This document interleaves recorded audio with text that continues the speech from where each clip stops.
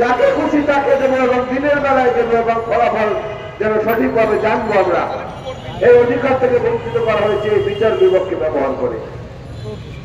এটা এই সরকারের প্রধানরাও স্বীকার করছেন, এই সরকারের উপদেষ্টারাও স্বীকার করছেন।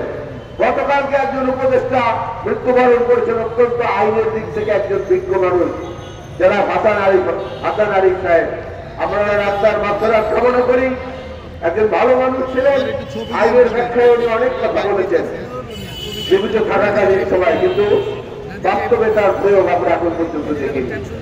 আইন উপদেষ্টা হিসেবে আসিফ নজরুল সাহেব আছেন, আইনের একজন শিক্ষক, ঢাকা বিশ্ববিদ্যালয়ের মধ্যে একটা সম্মানিত জায়গায় তিনি আছেন।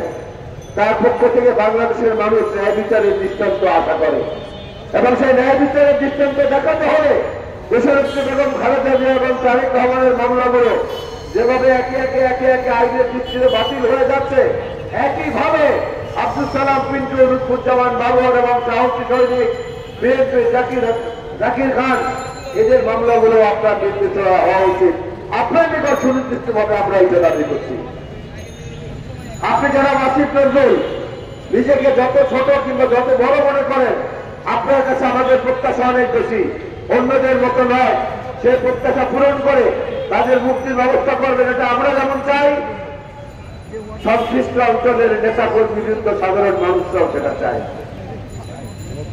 আজকের দিনে সংস্কার বা অন্য কোন অজুহাত দেখিয়ে দিনের পর দিন মানুষকে অধিকার বঞ্চিত রাখার কোন যুক্তি আপনারা খুঁজে বের করতে পারবেন না। যদি তাই হয় তাহলে আবার বিএনপির পক্ষ থেকে আমাদেরকে জেলায় জেলায় যেতে হবে, বিভাগে বিভাগে সমাবেশ করতে হবে।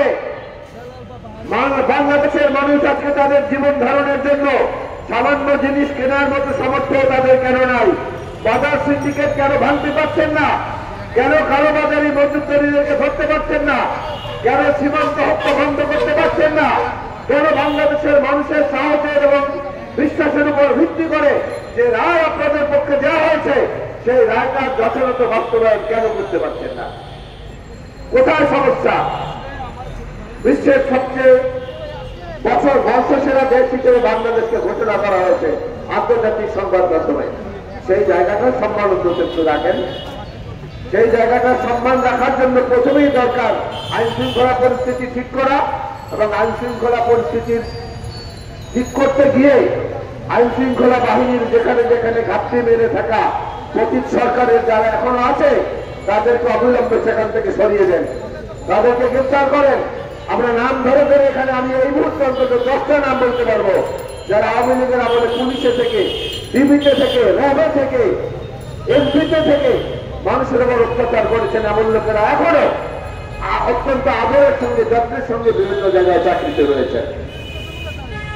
তাদের সরানোর ব্যবস্থা করেন।